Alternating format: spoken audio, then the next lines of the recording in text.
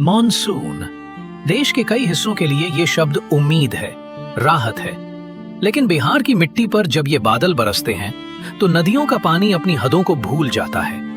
ये कोई एक साल की कहानी नहीं है, ये एक सिलसिला है जो हर साल खुद को दोहराता है। शहर, गांव, खेत सब एक शांत सैलाब की चादर ओढ़ लेते हैं। तस्वीरें बदलती हैं, चेहरे बदलते हैं, पर कहानी वही रहती है, पानी और पानी में घिरा इंसान।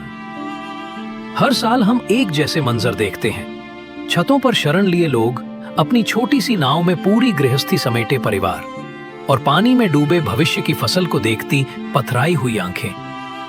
कैमरे पहुंचते हैं, खबरें बनती हैं। कुछ दिन तक देश हमारी बात करता है, फिर धीरे धीरे जैसे जैसे पानी उतरता है वैसे वैसे कैमरों की चमक और खबरों की सुर्खियां भी कहीं और चली जाती हैं।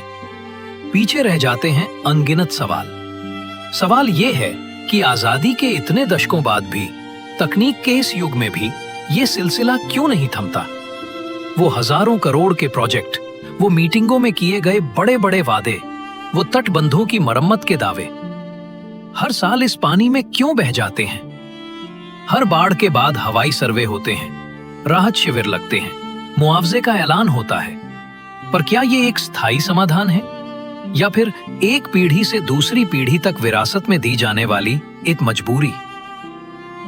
लेकिन इस पानी की ताकत से भी ज्यादा बड़ी एक और चीज है, यहाँ के लोगों की जिंदा दिली।